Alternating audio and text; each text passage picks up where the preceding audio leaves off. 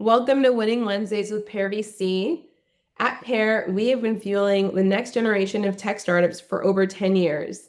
Working closely with founders since the beginning of their journeys, we've seen again and again how important it is not just to have a good product, but to have a good go-to-market strategy as well. Enter Winning Wednesdays with Pear VC, a 45 to 1 hour webinar series on GTM topics with actionable insights for founders and teams building from 0 to 1. Our webinars are broken up in 2 parts. Part 1 is 25 minutes of presentations from our guests with GTM expertise, and Part 2 will be a lively Q&A. We are your hosts, Pear GTM team, Pepe and Ana. We're thrilled to have Allyson in the room, who will walk us through a powerful product messaging framework to align your team and fuel your marketing. Allyson is a marketing leader and startup advisor who helps early-stage startup founders launch winning GTM strategies. As a marketing exec, Allyson built marketing teams from scratch to scale at fast-growing tech companies, including Handshake, Thumbtack, and Intuit. Allyson is also the author of Standout Startup, the founder's guide to irresistible marketing that fuels growth. What an amazing title. An award-winning book on how to launch effective messaging and content. Without further ado, we'll give the floor to Allyson. Welcome. Thank you. Thank you, Pepe. Thank you, Anna. And I'm thrilled to be here with you all today. And I have a very practical session prepared for you so you can actually walk away and create stronger product messaging, which should help fill your pipeline and honestly make everything about your marketing strategy more effective. So let's get straight into it. I'm going to share my screen. Great. So we are going to talk about how to launch powerful product messaging. Do this. And as Pepe mentioned, I published a book a year ago called Standout Startup. And the reason I wrote this book was because in my first year of advising, I had left my role as VP of Marketing at Handshake and was working with a lot of technical founders who had an amazing product, were describing the features and technology very effectively, but were finding they just couldn't get traction with those initial customers. And the root cause was that they didn't have a great way to describe the product and its value and why it was different and better than the alternatives. And this kept becoming a sticking point. And I was surprised that almost every founder that I started to speak with, almost everything came back to this messaging challenge. So on the first page of my book, I say effective product messaging is the backbone of a successful marketing strategy. And I know from working at very early stage startups through series D, E, F, and then public companies, you will iterate on your messaging so many times over the course of your business growth as your customers change, your product change, your market changes. So this is a process worth investing in learning, even if you don't think of yourself as a marketer.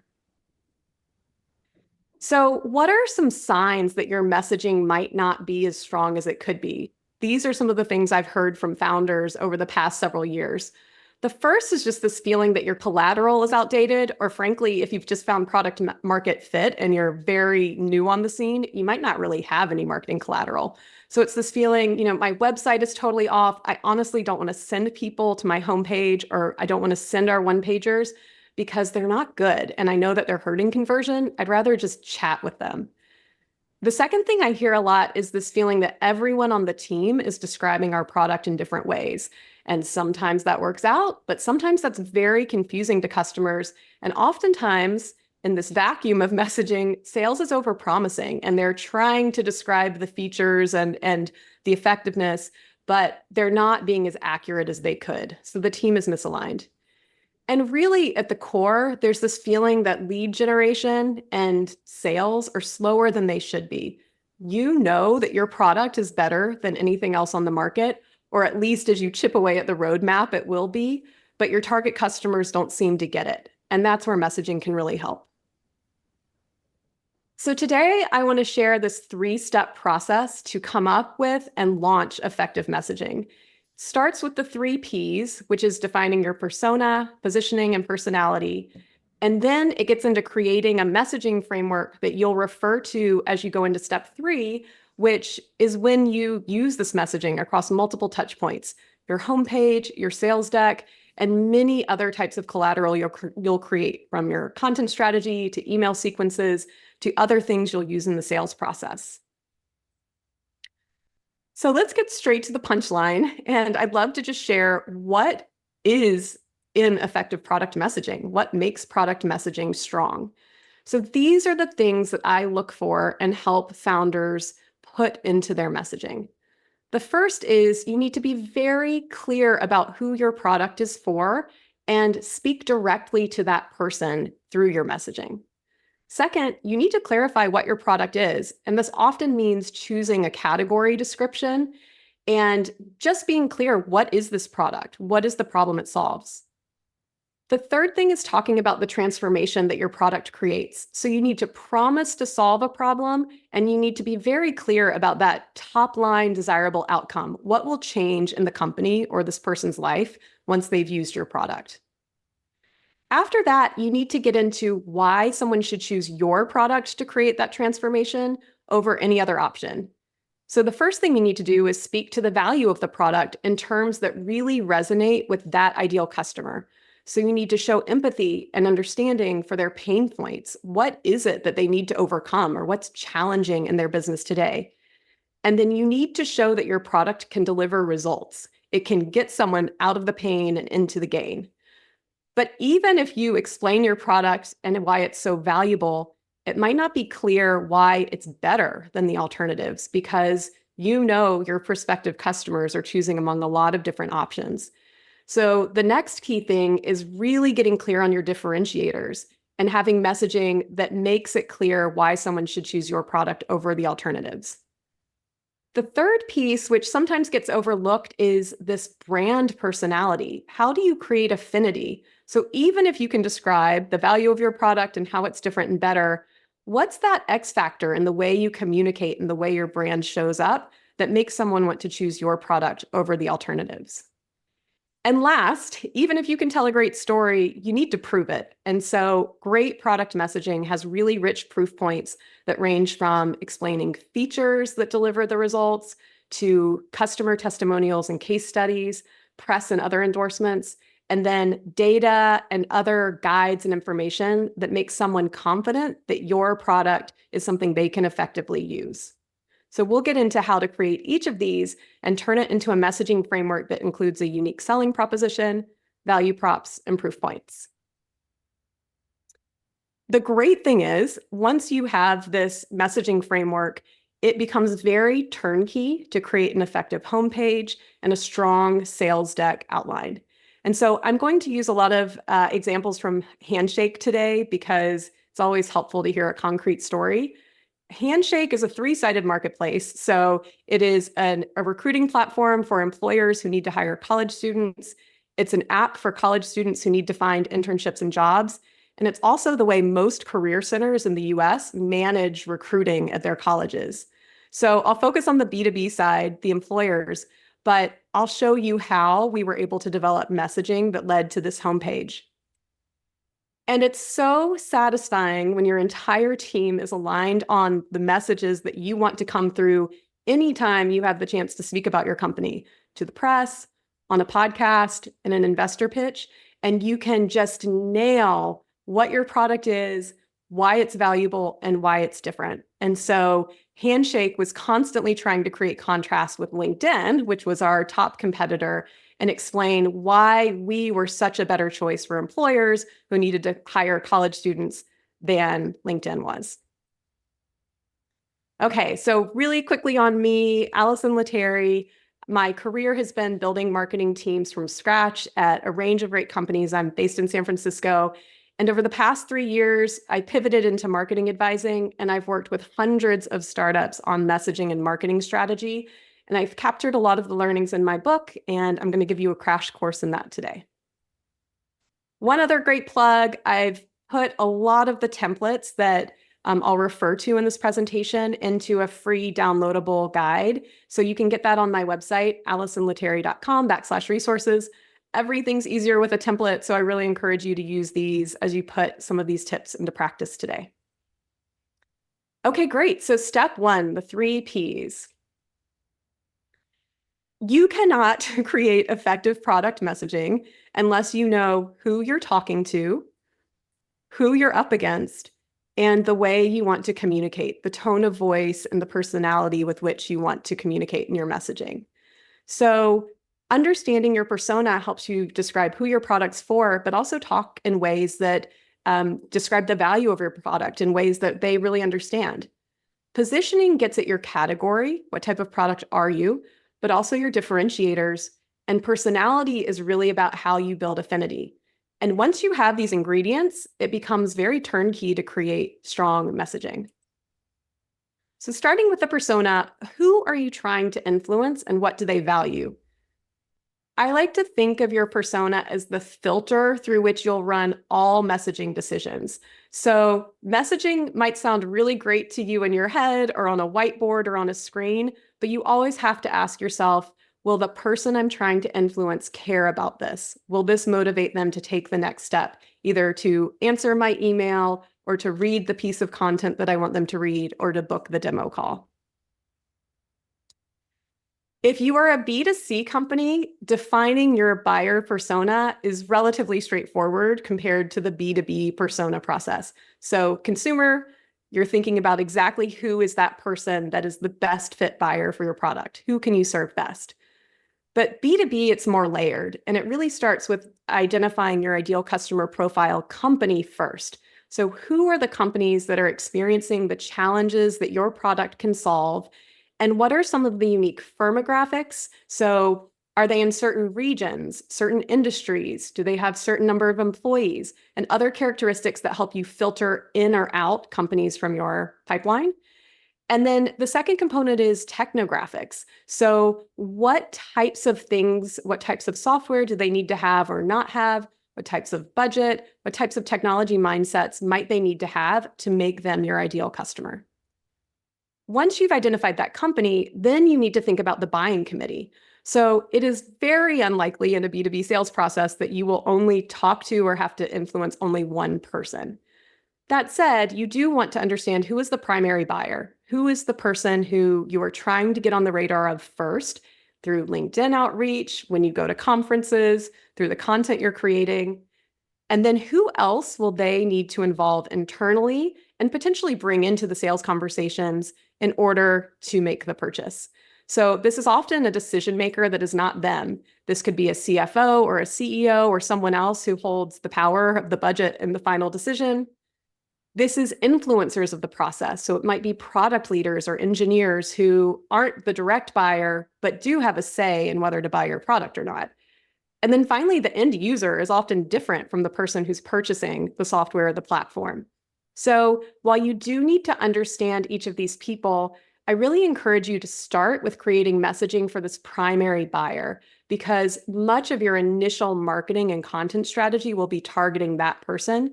And you really want your homepage to speak to them so that when they're researching you, they are feeling like you're talking directly to their needs. Then you can run through this process again for the next personas or profiles that you encounter most often in the sales process. I know that creating personas can feel overwhelming. There's so many different types. Sometimes it feels like you're going down a rabbit hole. But I've found that there are really 5 key things you need to capture in order to get at the insights you need to create messaging. So the first is really documenting the top pain points that make someone interested in a problem, in a product like yours. What are the things that make them need to seek out a solution? So get very clear on those top pain points. At the other end of the spectrum, what are the outcomes they want? What will happen when these problems are solved? And with pains and gains, I encourage you to think about functional pains and gains. So what are the jobs to be done that this persona needs? Like if they're going to buy a product, it better accomplish these tasks. But also, what are the emotional pains and gains?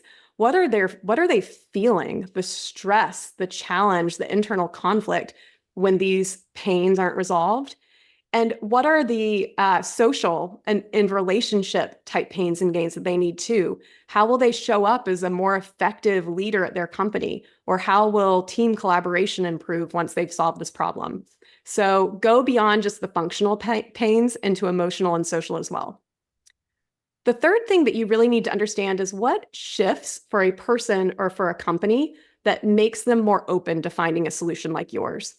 So many times companies will go for a long time dealing with a suboptimal process or solution, but something changes. Maybe it's they hit a certain employee threshold and everything's too complicated if they don't rein in a process.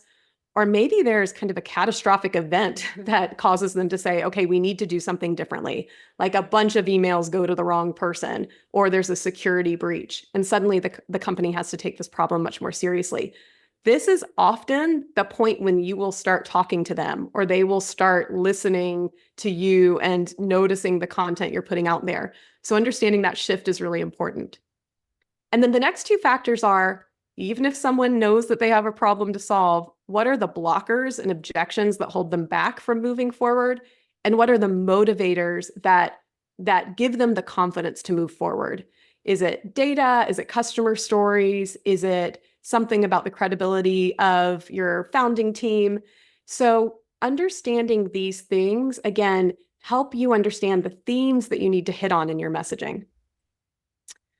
To make this more concrete, for Handshake, the platform works for a wide range of companies, but we found that there were two different primary buyers that had really different mindsets and needs. So the first was the head of a people team at a fast-growing tech company, or potentially even a smaller company. And their pain point was just getting their company noticed by college students. So they were blending in and not able to stand out versus some of the bigger, well-known tech companies in the space. And all they really needed to accomplish was to hire a few qualified college students each year. It was not a volume game. It was just getting enough that were qualified to fill the role.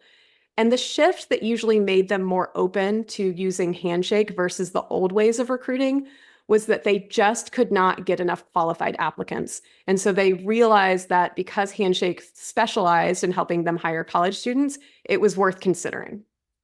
This was actually really different from the pains and the desired outcomes of a Fortune 500 VP of people. So these types of companies need to hire hundreds, if not thousands, of qualified candidates each year, and they want to pull from a diverse set of schools and hire a diverse set of talent. The gain is not only hitting those large hiring goals, but doing it at scale, doing it in a way that is efficient for a company across offices that span the world. And so the thing that often brought them to Handshake was complexity. Just how can we get a tool that will help us achieve these numbers and scale effectively? And so you can see that sharing these scale messages with the tech startup head of people who only needs to hire a couple people and they can't even get anyone to apply or notice their company is extremely different than what a VP of people at a Fortune 500 company needs to know, where they're getting inundated with candidates, but they can't manage it all. They can't sort through and figure out who's high quality. So those things would show up differently in the messaging we create for these personas. So now you have a sense for what you need to communicate about the value of your product, but how can you show that it's different and better? And this comes through the positioning process. As a startup, you are almost always challenging incumbents. And this could be another technology platform. It could be a couple different products that people are piecing together to solve their problem. Or it could just be do nothing. People are willing to deal with the pain and you're trying to help them understand, no, there's a much better way. So when you're thinking about positioning, you first want to understand what is making the current companies in the space very desirable and maybe making your prospective customers overlook your product. And then how can you flip the positioning matrix? And what should you emphasize that puts you in that upper right corner and makes you very attractive to this ideal customer? Again, this is why defining your persona needs to precede positioning, because you know who you're trying to influence. Now you need to hit on the attributes of your product that make you very appealing to them. To do this, the first step is to really come up with a competitive map and get clear on the top competitors you will be coming up against. So who else will this persona, this primary buyer, be considering in the process? This could be direct competitors, but please don't overlook indirect competitors. Like for instance, just referrals, someone calling their uncle and trying to get a job at their company is a competitor. And also DIY. Many companies just have their own website where they're trying to get inbound applications. So don't forget about the other competitors, and sometimes those might come up more in the sales process than others. For Handshake, LinkedIn was often regarded as the best de facto choice before it was launched. And that was for a couple reasons. The first is every type of job seeker is on LinkedIn, all types of career levels. So if a company is going to invest in a recruiting platform, why not invest in one that lets you hire all types of talent? And then the second thing is LinkedIn is well known for having the network and networking capabilities and content to drive brand awareness and connect with potential future employees. And so these are the criteria that many companies were using to decide what platform to buy. Handshake, when you compare it on those criteria, doesn't look as great. Just goes after college students. Okay, so that's very narrow. That might not be what my company needs. And they don't really have the networking or content capability. So it's important to be clear-eyed about what makes your top competitor very compelling today. But when you're thinking about positioning, you want to figure out what makes you rise to the top, and it tends to fall in one of these 4 buckets. The first is you might serve a specific segment of customers better than anyone else. And so having worked at Intuit QuickBooks for many years, I am often now working with startup accounting software companies. And it's very interesting to see how they position and slice and dice and get very specific for the segments of customers that they serve better, even though, frankly, QuickBooks can do just about anything in accounting. So for instance, one that I worked with focused only on solopreneurs who tended to be approaching retirement age. So it was helping them do accounting that was helping save for longer-term retirement savings. Versus that's really not the focus of QuickBooks. It might focus less on those types of tax savings and financial vehicles. So this might be the way that you can stand out. Second way is a go-to problem.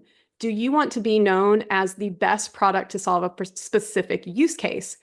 And I'd say this is what Handshake really focused on. We are the best way to hire college students. If you are having this challenge, we are the company to go to.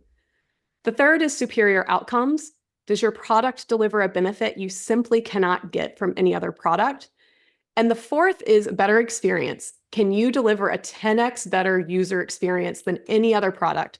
You might get someone to the same place as other products, but it will be a much nicer experience to get there. So knowing that Handshake was positioning on this use case, we need to think about what differentiates them for this use case. The first thing is data. So Handshake has data on students that LinkedIn and Indeed don't have because of the Career Center connection. So you simply cannot find how many engineers are at a school in the Midwest if you don't have Handshake. You can't find that on other platforms. The second thing is Handshake had new ways to help companies build brands that really resonated with Gen Z. Wasn't about networking and thought leadership content. It was much more about mobile first, quick short videos, different formats of events, and connecting with students. And the third was Handshake had different ways of reaching college students that you couldn't find on other platforms. You could access on-campus recruiting, do events on campus and online events. They introduced ambassadors to help people at companies reach out directly to college students and show them what it was like to work at the company. And so these are differentiated benefits of using Handshake, and you're going to see that they show up in their messaging. So when you put the time into developing effective positioning and coming up with these clear differentiators, it makes your messaging creation process really simple. So now we flip the matrix. When you're trying to hire college students, you actually want data that's very specific to college students. So that becomes a plus that we're a platform focused on them. And you need ways to reach and connect with college students. And you're not going to get that on platforms like LinkedIn that appeal to mid-level career and people who already have a lot of work experience and are connecting through a network that college students simply don't have. Again, it's really exciting when this positioning is something that is so powerful that it comes out in the press when you're promoting your product and fundraises. So this contrast with LinkedIn. LinkedIn is focused on your past career experience, and Handshake's focused on your future. And if you don't have a work history, it's very hard to recruit you on LinkedIn. All right, last of the P's is personality. And this one sometimes gets overlooked because you can create messaging with just these persona and positioning insights. But we all know that we choose brands that we want to work with, that connect with us in a way that sometimes we don't even understand. And there's a great Harvard Business Review article that talks about how an emotional connection is really important in buyer decisions and drives faster growth. And so having a sense for how your company creates change in someone's life and having that show up in your brand is a really helpful thing to think about as you're developing your messaging. So to make that more concrete, your brand personality is really your brand's character, and it's this set of attributes and human characteristics that describe how you interact with your customers. And it shows up through your verbal identity, the words you use to communicate, and the tone of voice you use, and also your visual identity. So the colors, fonts, logos, etc., that you use to represent your brand.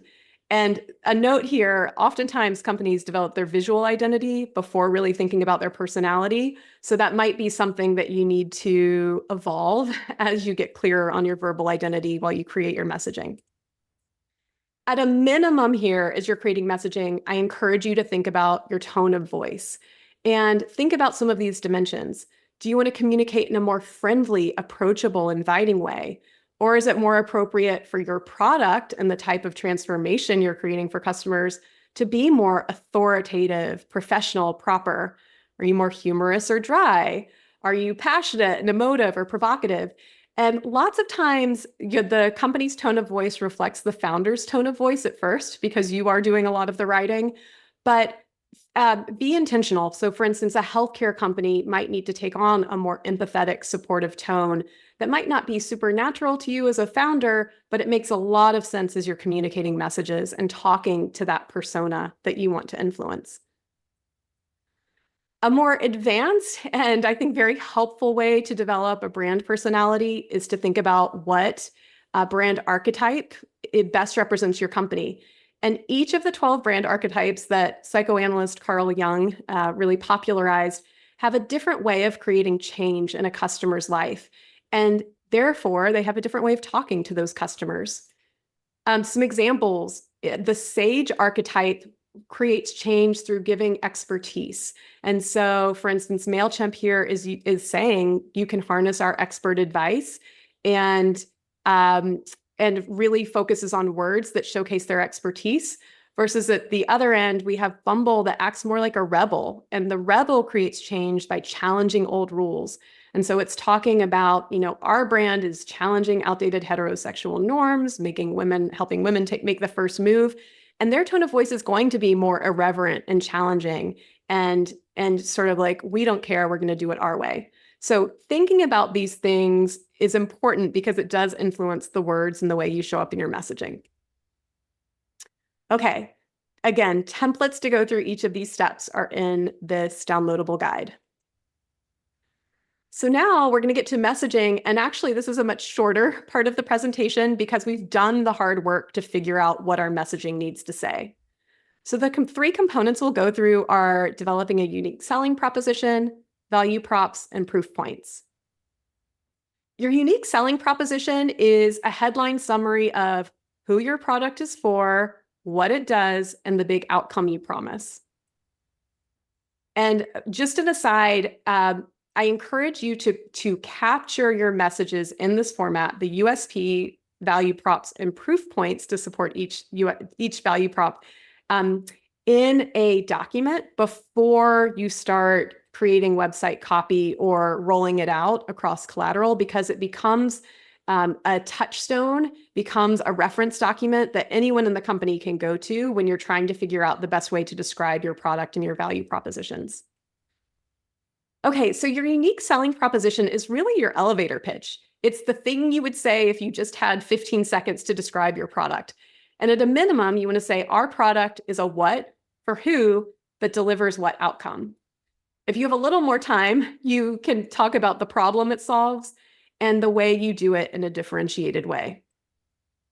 So for Handshake, we'd say Handshake is an early talent network that helps teams hiring college students source, engage, and build your brand. And I actually took this directly from their homepage because oftentimes this USP, this just very direct statement about what your product is and the outcome it achieves, shows up in the hero module. So you'll start with a hook that speaks to an exciting outcome or a challenging problem that your ideal customer wants to overcome. And then you just show your USP. And that helps any visitor to your page very quickly understand if this is a product for them. And that's what you want to convey with the USP right out of the gate. Then you get into the value propositions and think about value props as supporting this USP. Okay, great. You've got a product that does this. I can see that's for me. Why you? And that's the big question that value props need to answer. Why your product? Why is it valuable to me? And why is it better than the alternatives? So for Handshake, we already figured those things out in the positioning product process, right? As well as the persona creation process when we learned about the pains and the outcomes that the companies want the most. One thing we want to emphasize is data. We have all of the right data to help you find the students that are the right fit for your roles. The second thing we want to emphasize is that we will help you build your brand and stand out as a company to the students that you want to recruit. And the third is you will be able to access ways to connect with students that you can't get on any other platform. You will not be able to do on-campus recruiting or host virtual events or source with all of this data in one place in the same way as you can on Handshake. And so as you go through Handshake's homepage, these are the value props that they emphasize. And if you only had 5 minutes to talk to a customer, you'd introduce the USP, and these would be the 3 things you would want them to know most to make them think, yes, I can see why this is the right solution for my problem. Then the last thing is you really want to support your claims about the transformation you create and why your product is so great with strong proof points. And these tend to fall into 3 buckets. So interestingly, this is the first time we've talked about features, right? Your messaging is not a description of your features and technology. Your messaging is actually answering, so what? What is the benefit of those features and technology? But features and functionality are an amazing proof point. It is how you deliver those results. So you want to go and dive into some of the features and how your product works as you get in deeper into your messaging. The second type is social proof. So customer stories, case studies, and other external endorsements. Earned media is great for social proof, where the press or podcasts or events invite you to speak and serve as informal endorsements of your product. And finally, data and information. What are the concrete quantitative metrics you can use to show that you deliver results? So some examples, really highlighting the features that, for instance, help a company, in Handshake's case, throw compelling events for college students would be a type of feature as a proof point. Social proof. Can't have enough customer stories and case studies, so I really encourage you to invest in those because those often are the strongest proof points, but other types of media, logos, etc., can serve as great social proof. And finally, data and information. What are the compelling metrics you can share?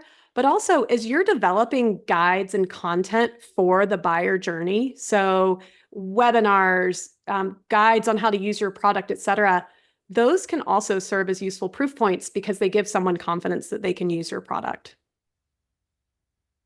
So again, when you have these components, you can quickly get to your homepage wireframe. This translates into a great sales deck outline too. It's often the flow of the narrative. And you can speak with confidence anytime you have the chance to present your product to the press, at a talk, to an investor, and in many other places.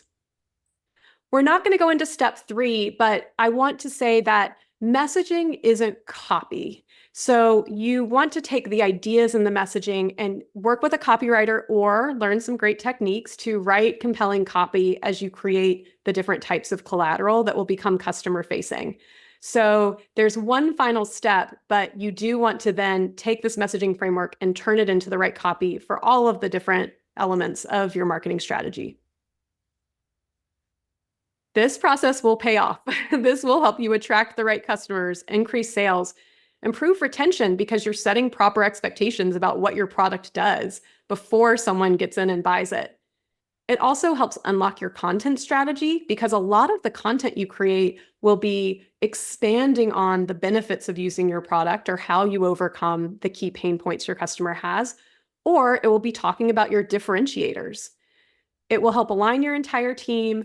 And one of the biggest benefits I've seen is just building strategic confidence. Now you have a lot of clarity on who you're trying to communicate with, what are the benefits and differentiators you need to emphasize, and why should someone see your product as the best fit for them? You need to have a lot of conviction around that, and this messaging development process helps build that.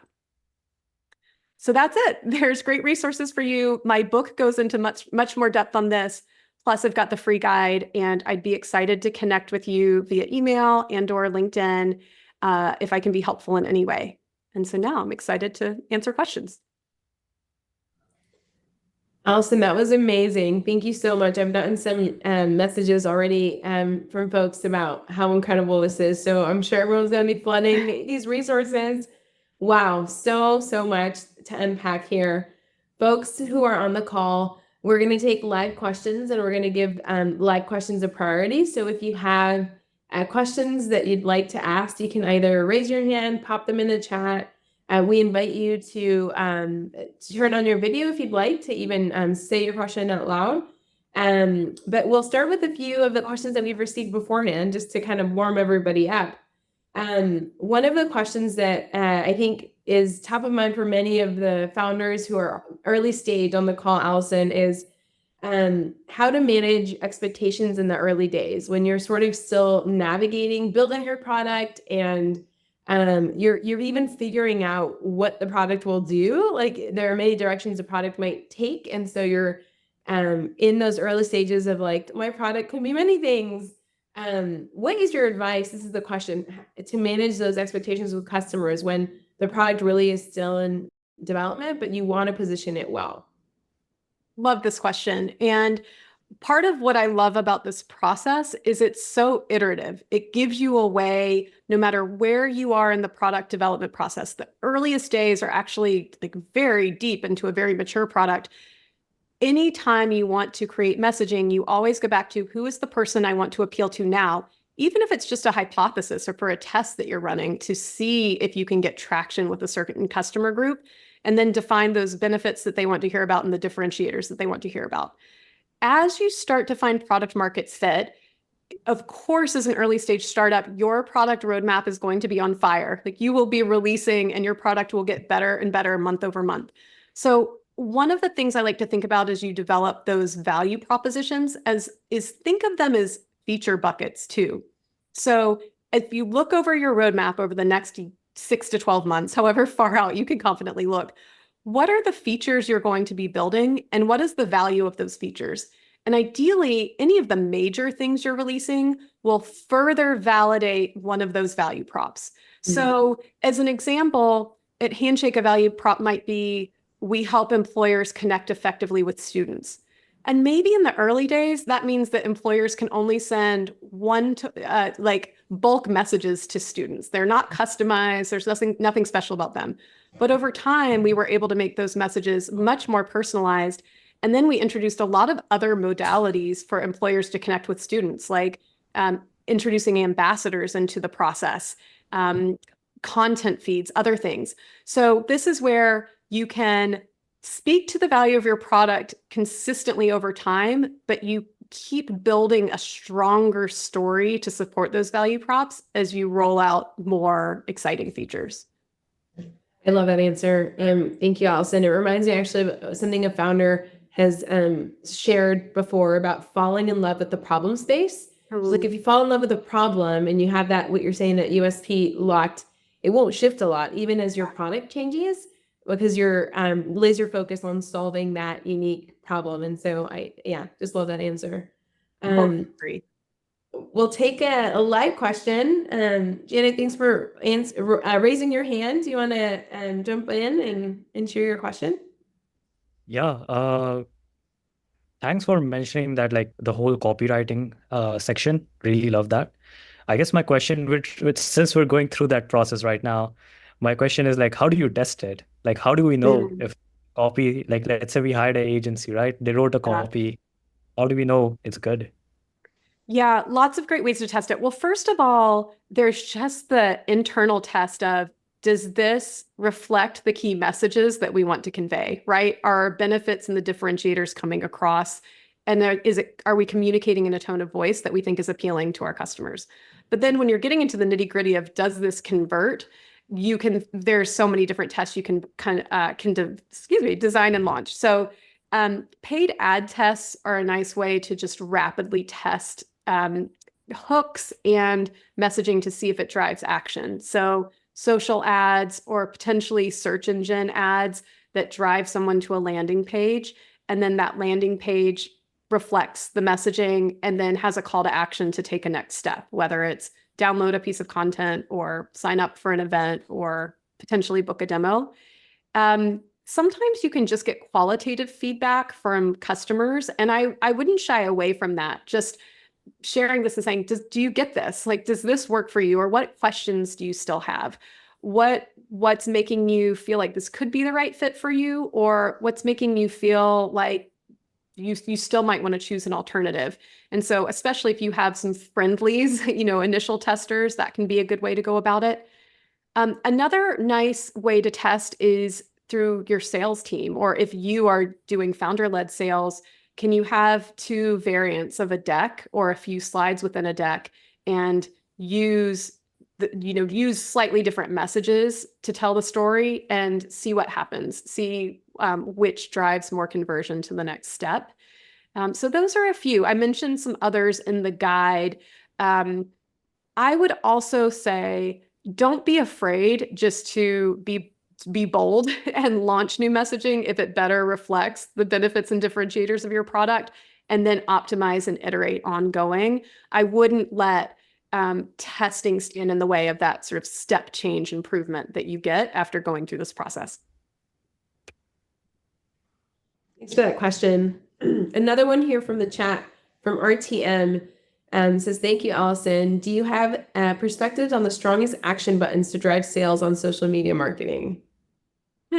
So I like to think about developing a marketing strategy along what I call the customer journey. And so the right call to action depends on where someone is in that life cycle. The three phases that ultimately lead to sales are attract. So what are you doing to get on the radar of your ideal customer that's never heard of you before? How are you getting those new top of funnel leads?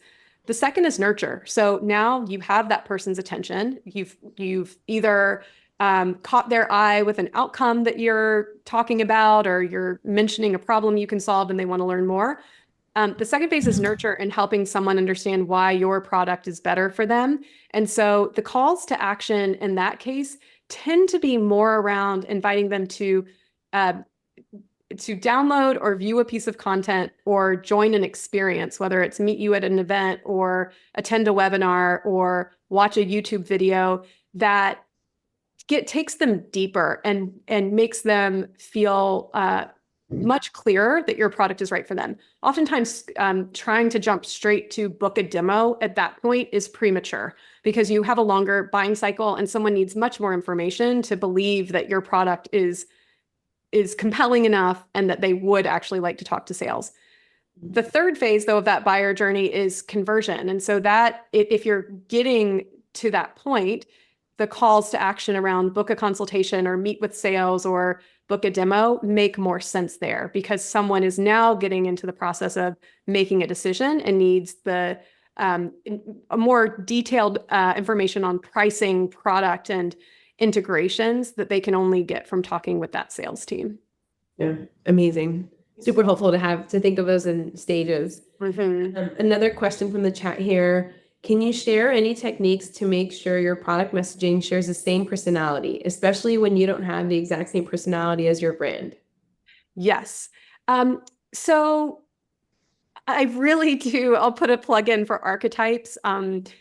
They are a great reference point for figuring out which of the 12 ways of creating change makes the most sense to you. And then what is the tone of voice you should use?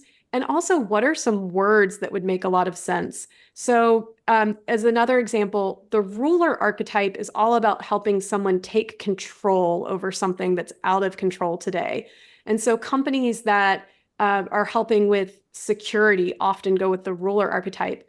But in that case, you're going to want to talk in a more confident, authoritative, even calming tone of voice that makes someone believe your product and the way you operate as a company and a brand is trustworthy and will help them take control of this process. So part of it is defining this tone of voice. What are the ways in which you want to speak? And then as you're writing copy or reviewing copy, making sure that it's showing up in those ways, more authoritative, more polished, more influential. You will be able to know that from something that's more casual or more cheeky or just softer and empathetic. So that's one technique, understanding these tone of voice words. A second thing that I like to do is think about what I call power words. So this vocabulary that's unique to your brand, it tends to reflect your archetype and tone, but what are some words that you want to weave into your copy that really do show some personality? So a ruler archetype will probably use words like control, security, effectively manage. So coming up with some words, I'm sorry, I can't do it on the fly right now, but you'll see as you look at websites, some words repeated over and over that just become part of the way they speak and their brand. Sounds like a good exercise to go to people's websites and just see, like, can I figure out which archetype they're going for here? Yeah. That sounds fun. Okay, Iman, you have your hand up and you also sent your question in the chat. So would you like to ask your question live here? Yeah, fine. Put it up in the chat as well. So like for pre-launch scheme, what can we leverage when we don't have social proof yet? Great question. So the earliest form of social proof I see a lot of startups using is just their investors. And while that won't necessarily be the best social proof for long, it does validate. Proof points are really meant to give your company credibility.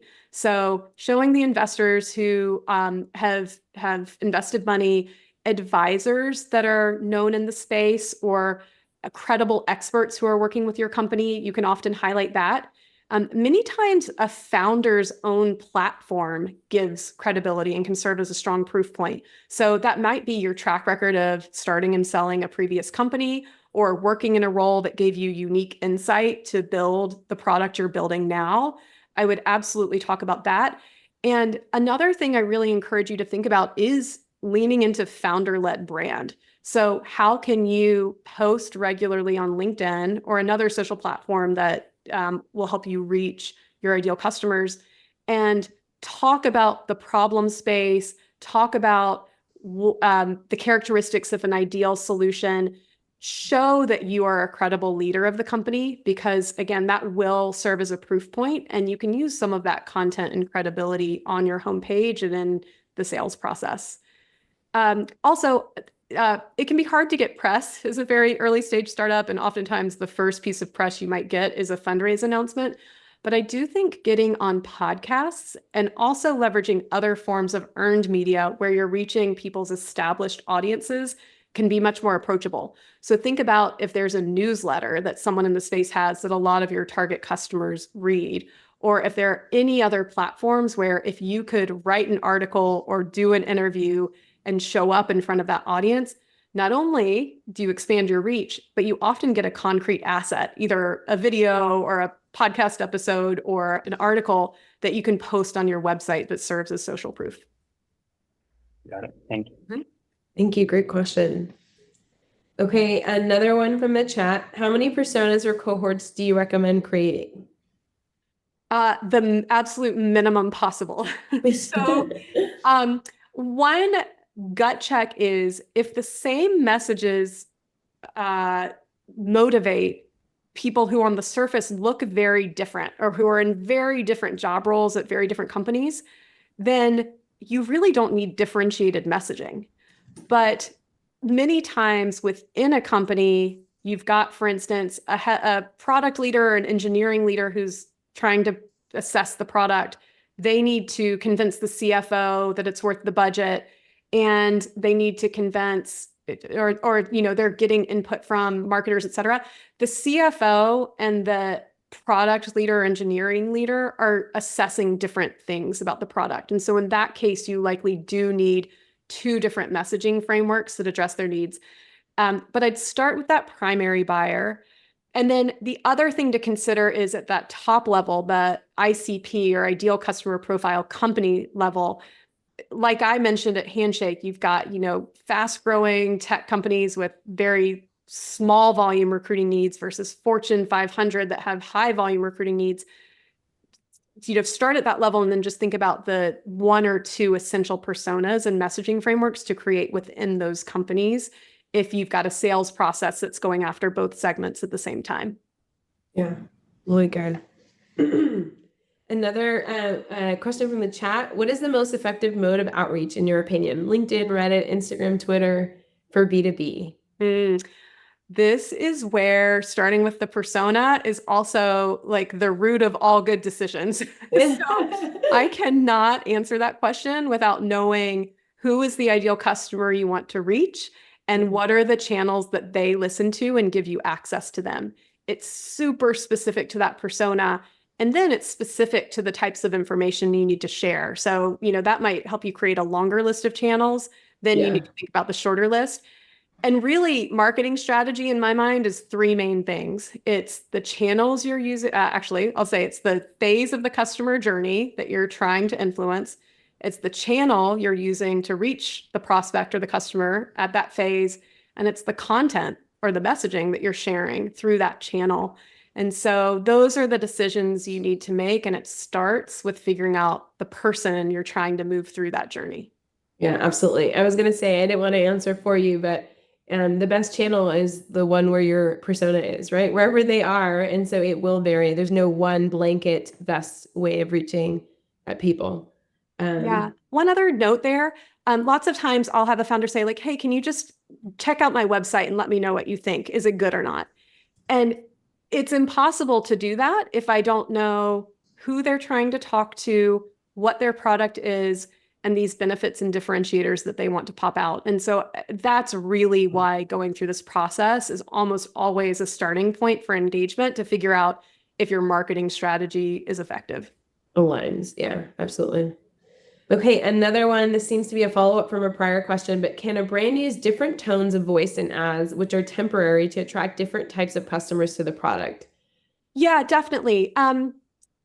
It's another reason why I like the archetype exercise, because it's important to have one main brand personality. And that brand personality manifests itself in your messaging and content, but also the visual identity, as I mentioned. So for instance, it would seem probably kind of weird to have like the hero archetype that's the coach and the motivator and is going to help someone achieve big goals, and a very soft, light, gentle color palette, right? So you want those things to complement each other. But that personality can show up in different ways to different customers. And so at Handshake, as I mentioned, we were a three-sided marketplace. So we did speak in a different, more casual tone to students than we did to employers. But ultimately, our personality was a mix of the hero and the sage. We had expertise that was going to help someone land the job or hire the right student. And so we spoke in a motivating tone and also a very like analytical. We have the data and the expertise to guide you through this. Those things came out in our personality, but we did adapt the word choice and some of the language depending on exactly who we were talking to. That's amazing. It's a really good example of, so I'm really glad we get to hear more about Handshake, because you're right. The actual examples give so much more texture to than points that you're making.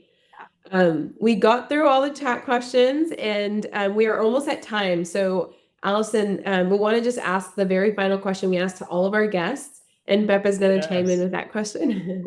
Thank you, Allyson. This has been super inspiring. A lot to digest for our founders, and because these sessions are called Winning Wednesdays with Pear VC, our final question is: what's your secret recipe to maintaining a winning mindset yourself, especially and driving momentum in the face of challenges? So, what do you do to keep that mindset? I'll just say bias towards action. Like, it's better to move forward with imperfect action, with the best that you know. And with everything we've gone through today, I'd say start with the hypothesis. Just get it down on paper. Don't get stuck. And then fill in the gaps with research. But do the best with what you know and then refine from there. That's such good advice. Yes. Amazing. This was super fun. Thank you. Yes, thank you so much for bringing not only so many great insights, but also such a great energy. And thank you so much, everyone, for attending, and congratulations on committing for that winning, big and winning mindset, especially in GTM. Thank you again, Allyson. And Thank you so much, Allyson. You're amazing. Thanks everyone for joining. Thanks, everybody. Bye. Bye.